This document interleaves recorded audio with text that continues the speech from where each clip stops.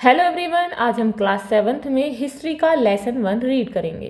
तो लेसन 1 है इस्लाम का भारत में आगमन।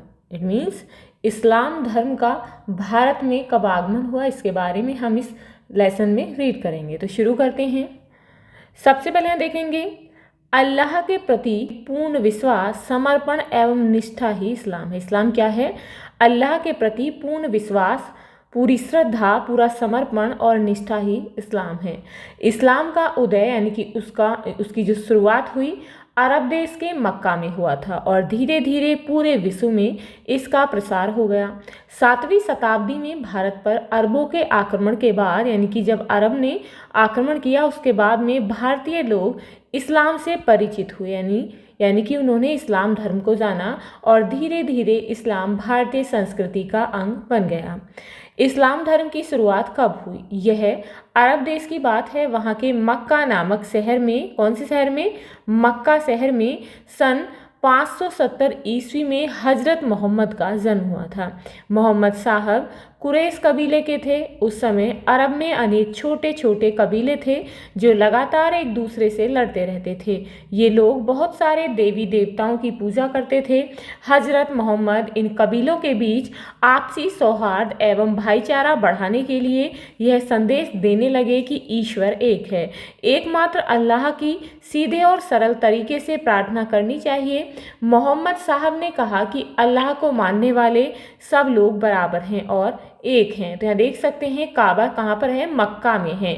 प्रारंभ में मक्का शहर के कई लोगों ने मोहम्मद साहब की बातों का विरोध किया था, यहाँ तक कि मोहम्मद साहब को मक्का छोड़कर 622 ईस्वी में दूसरे शहर मदीना जाना पड़ा था। इनका यह जाना हिजरत कहा जाता है, यानी कि जब वो मक्का को छोड़कर मदीना गए थे तो उनके इस जाने को हिजरत के नाम से जाना जाता है। इसी समय से मुसलमानों का हिजरी संवत प्रारंभ होता है।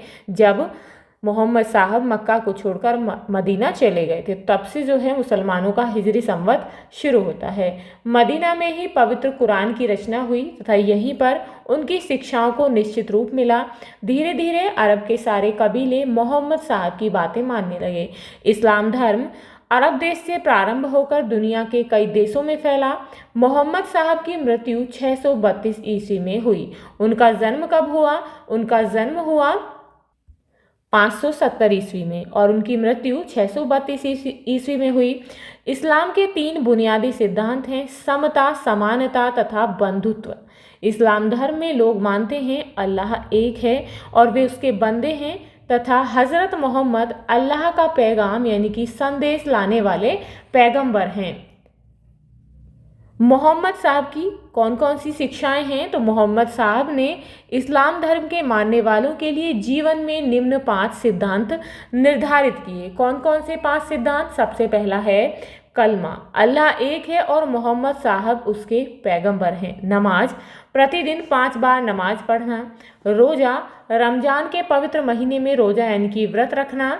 और ज़कात, अपनी उपार्जित आय का 40वां हिस्सा, यानी कि जो भी आपकी इनकम है उसका 40वां हिस्सा गरीबों को सहायता अर्थ देना, यानी कि गरीबों की उससे सहायता करना। और नेक्स्ट है हज, पूरे जीवन में एक बार मक्का की तीर्थ यात्रा करना। मोहम्मद साहब के देहावसान के बाद अरब में खलीफाओं का प्रभुत्व स्थापित हो गया। खलीफा पैगंबर के उत्तराधिकारी के रूप में मुस्लिम जगत के धार्मिक गुरु तथा राजनीतिक प्रशासक होते थे। इन्होंने अपने साम्राज्य अरब देश, सीरिया, इराक, ईरान, मिस्र, उत्तरी अफ्रीका तथा स्पेन तक फैलाया। भारत में इस्लाम धर्म का आगमन।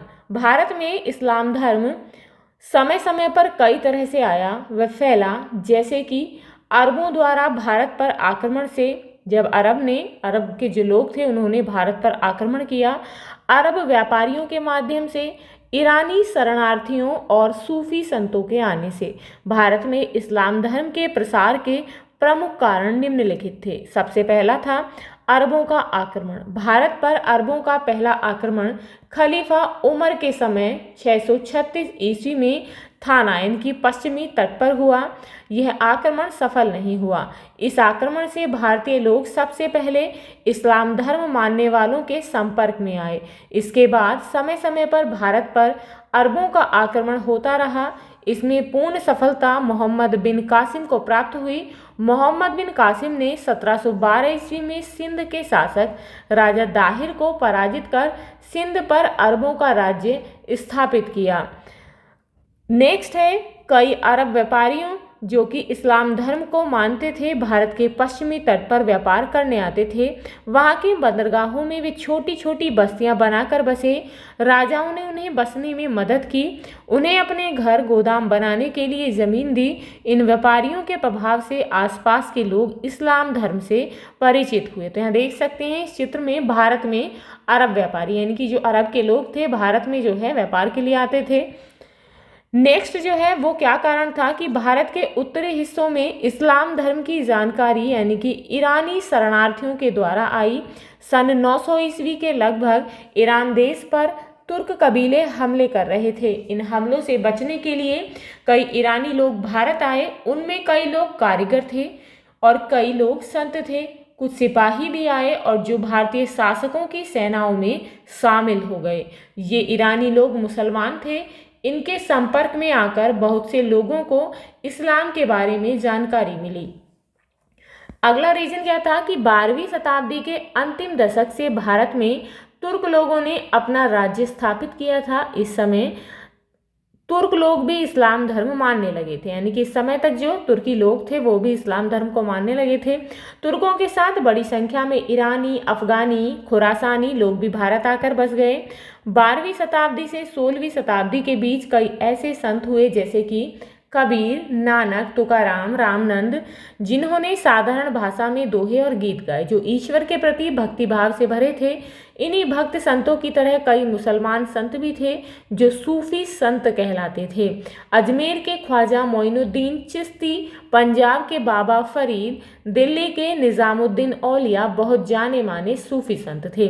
सूफी संतों के विचार भक्त संतों के विचार से मिलते जुलते थे यानी कि दोनों जो थे, जो संत थे कबीर, नानक, तुकाराम और जो सूफी संत थे, जो मुसलमान संत थे, उनके जो विचार थे भक्ति के ऊपर वो मिलते जुलते थे। सूफियों ने इस बात पर जोर दिया कि सच्चे दिल से अल्लाह को प्रेम करना और अपने बुरे कामों पर पश्चाताप करना अल्लाह को पाने का सही तरीका है। इन संतों के विचारों की मदद से हिंदू और मुसलमान लोगों ने एक दूसरे के धर्म की समान बातें समझी। लोगों के बीच यह विचार बैठने लगा कि एक ही ईश्वर है, उसे अल्लाह, ईश्वर, परमेश्वर, भगवान जैसे नामों से जाना जाता है। अब इस मिलने जुलने के क्या फायदे हुए? जब दो अलग अलग संस्कृति के लोग आपस में मिलते हैं तो एक दूसरे से बहुत कुछ सीखते हैं। सबसे पहले अपनी संस्कृति के बारे में, एक दूसरे के धर्म के बारे में सीखते हैं। जब अरबी लोग भारत आए तो वे अपने साथ वहाँ यानी कि अरब के रीति रिवाज व धर्म लाए यानी कि इस्लाम लाए। अरबों तथा भारतीयों ने एक दूसरे से बहुत कुछ सीखा। इससे इनके रहन सहन तथा जीवन में बदलाव आया। अरबों ने कई भारतीय ग्रंथों का अरबी भाषा में अनुवाद किया। तो यहाँ जो है भारतीयों ने अरबों से क्या सीखा? तो जो अरब लोग थे उनसे भारतीयों ने कागज़ बनाना, चरखे से सूत काटना, सिले हुए कपड़े यानी कि सलवार कमीज़ बनाना, खान पान जैसे कि कचौरी, समोसा बनाना, ये भारतीय लोगों ने अरबों से सीखा। और अरबों ने भारतीयों से क्या सीखा? अरबों ने भारतीयों से हिंदी संख्या से अरबी संख्या बनाना सीखा, संख्याओं की गणना करना सीखा, ज्योतिष सीखा, गणित, शतरंज का खेल सीखा, भारतीय संगीत, चिकित्सा शास्त्र यानी कि आयुर्वेद का ज्ञान सीखा। क्या आप जानते हैं कि शतरंज के खेल की शुरुआत भारत से हुई? तो यहाँ देख सकते हैं ये हैं देवनागरी अंक और नेक्स्ट यहाँ देख सकते हैं ये सभी क्या हैं? ये अरबी अंक हैं। नेक्स्ट है ये हैं अंतर्राष्ट्रीय अंक। तुर्क आक्रमण के समय भारत, उत्तर भारत में इस्लाम के आगमन के समय कोई शक्तिशाली शासक नहीं था। 11वीं शताब्दी के प्रारंभ में यानी कि 11वीं शताब्दी की शुरुआत में भारतवर्ष 100 से भी अधिक छोटी राजनीतिक इकाइयों तथा राज्यों में विभक्त हो चुका था यानी कि बढ़ चुका था, जिन पर कई छोटे बड़े राजा और सामंत शासन करते थे। इनमें अधिकांश राजपूत थे, अतः इस युग को राजपूत युग कहा जाता है। इन छोटे छोटे राज्यों के शासक व्यक्तिगत महत्वाकांक्षा की पूर्ति हेतु राज्य विस्तार में संलग्न हो गए। इनके परिणाम स्वरूप राजनीतिक अव्यवस्था और अधिक बढ़ गई, यानी कि सभी जो है अपनी अपनी इच्छाओं की पूर्ति में लगे हुए थे। ऐसे में केंद्रीय सत्ता का हास स्वाभाविक था। समाज जाति पाति तथा भेदभाव के बंधन पर आधारित था। इस समय जाति व्यवस्था में और अधिक कठोरता आ गई थी। भारतीय समाज अपने खान पान एवं आचार विचार को श्रेष्ठ समझता था, अतः दूसरे देशों में क्या हो रहा है उससे परिचित होने का न प्रयास किया गया और न ही लाभ उठाया गया। उसके बाद तुर्क आक्रमण हुआ। उन दिनों भारत में कई छोटे बड़े राजा और सामंत थे। उत्तर भारत में चौहान, तोमर, गढ़वाल, चंदेल, चालुक्य जैसे राजपूत वंशों के राज्य थे। इसी समय तुर्कों ने, जिनका राज्य ईरान, अफगानिस्तान व तुर्किस्तान में था, भारत में अपना राज्य फैलाने के लिए आक्रमण करना प्रारंभ कर दिया। महमूद गजनवी का भारत पर आक्रमण। महमूद गजनवी या गजनी मध्य एशिया में स्थित अफगानिस्तान के एक छोटे से राज्य का स्वामी था। यह राज्य पैगंबर साहब के उत्तराधिकारियों या खलीफा के साम्राज्य से स्वतंत्र हो गए थे। इनके शासक सुल्तान कहलाए, इसलिए इन राज्यों को सल्तनत यानी कि सुल्तनत कहा गया। तुर्क लोगों द्वारा पहला बड़ा हमला तब हुआ जब गजनी राज्य अफगानिस्तान के महमूद गजनवी नाम के तुर्क राजा ने भारत पर हमला किया, पर वह भारत में राज्य नहीं करना चाहता था। उसकी नज़रें ईरान, अफगानिस्तान व खुरासान के क्षेत्र में ही दूसरे तुर्क राजाओं को हराकर अपने राज्य गजनी को बढ़ाने में लगी थी। जब महमूद गजनवी भारत में राज्य नहीं करना चाहता था तो फिर वह भारत क्यों आया? अब ये जो है सवाल आता है। इसलिए वो क्यों आया? क्योंकि वह अपनी सेना बनाने के लिए धन जुटाने की कोशिश कर रहा था। इस कोशिश में उसने सन 1000 ईस्वी से सन 1025 ईस्वी तक 17 बार विभिन्न राजपूत राज्यों पर आक्रमण किया। उसने कई राजाओं को हराकर उनके धन पर कब्जा किया, उन मंदिरों और बौद्ध मठों को तोड़ा व लूटा जिनमें बहुत धन दौलत इकट्ठी हुई थी। इसमें 1025 ईस्वी में सोमनाथ का मंदिर का आक्रमण सबसे प्रसिद्ध है। तो ये देख सकते हैं चित्र में ये कौन है? ये है महमूद गजनवी।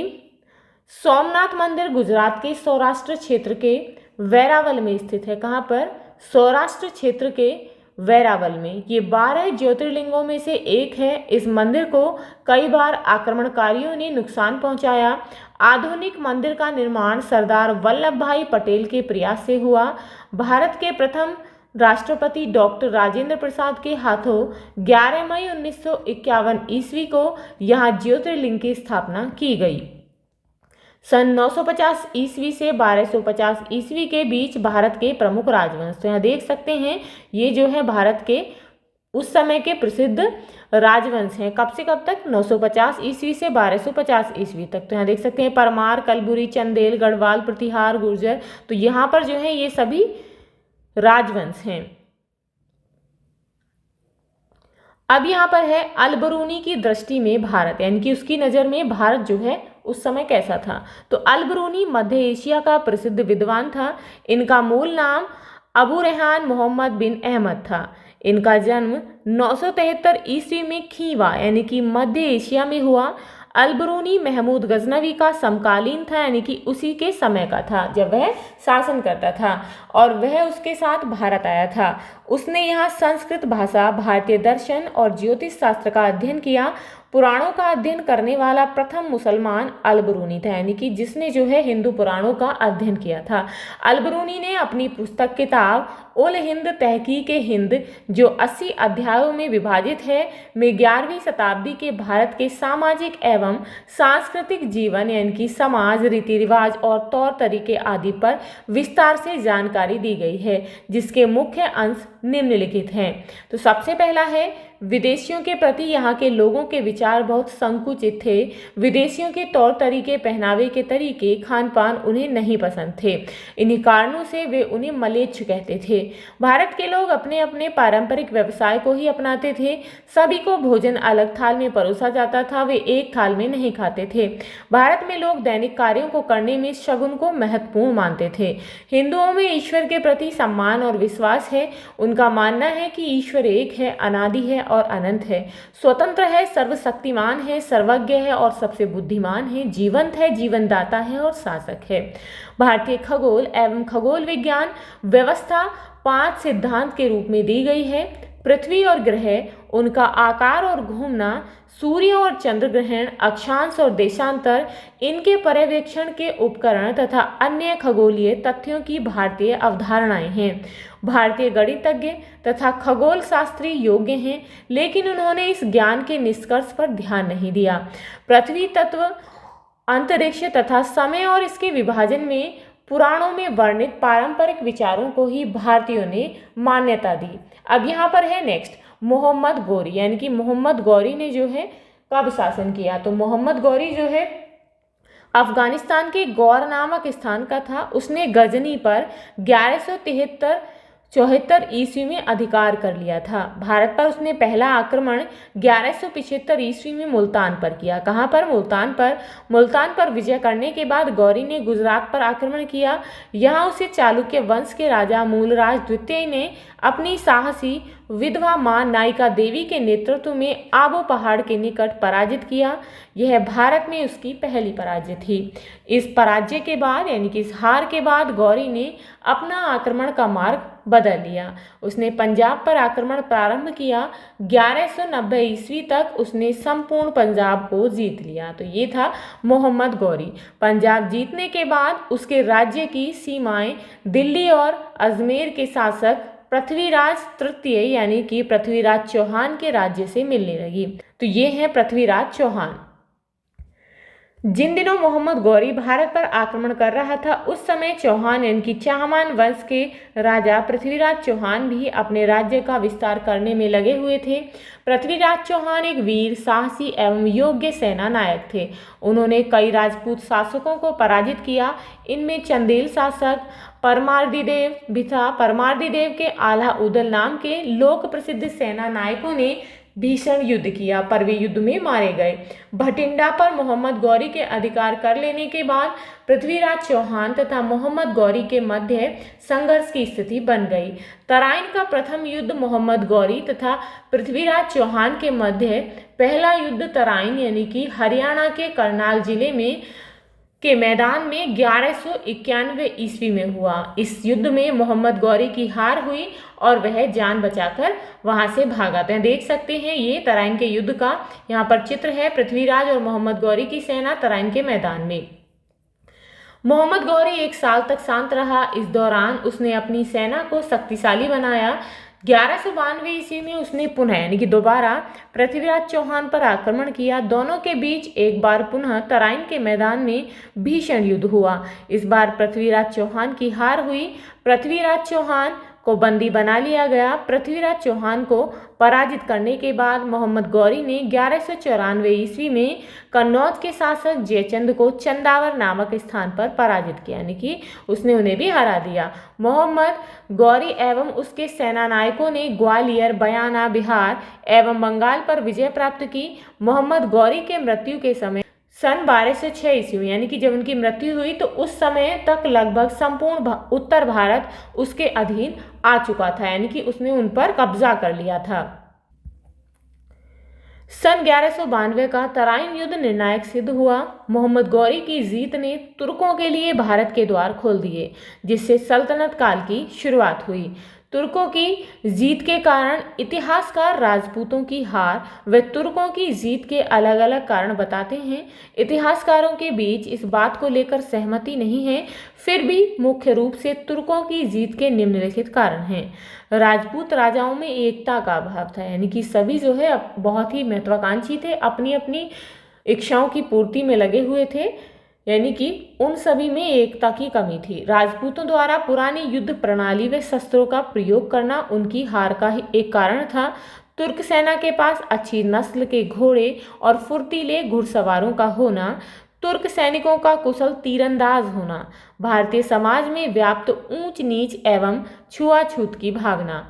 अरबों के सिंध विजय का विस्तृत उल्लेख अरबी भाषा में लिखित चचनामा नामक ग्रंथ में मिलता है। सिंध विजय के बाद अरब आक्रमणकारी मीर कासिम ने भारत में सर्वप्रथम जजिया कर लगाया था। अलबरूनी की पुस्तक किताब उल हिंद का अंग्रेजी भाषा में सर्वप्रथम अनुवाद सचाऊ ने तथा हिंदी भाषा में अनुवाद रजनीकांत शर्मा द्वारा किया गया। मोहम्मद गौरी का सेनानायक इख्तियारुद्दीन मोहम्मद बख्तियार खिलजी ने बिहार को जीतने के पश्चात नालंदा और विक्रमशिला विश्वविद्यालयों को नष्ट कर दिया। तो ये था आपका लेसन 1 इस्लाम का भारत में आगमन। तो यहाँ पर शब्दावली के कुछ शब्द हैं। तुर्क यानी कि मध्य एशिया व तुर्किस्तान के क्षेत्रों में रहने वाली जाति को तुर्क कहा जाता है। हिजरत का क्या मीनिंग होता है? हिजरत मोहम्मद साहब का मक्का छोड़कर मदीना जाना हिजरत कहलाता है। यहाँ पर जो है इस लेसन के क्वेश्चंस दिए गए हैं जिन्हें हम नेक्स्ट वीडियो में सॉल्व करेंगे। तो मिलते हैं नेक्स्ट वीडियो में इस लेसन के क्वेश्चन आंसर्स के साथ। If you like this video, please like and share, and if you are new on this channel, please subscribe the channel. Thank you.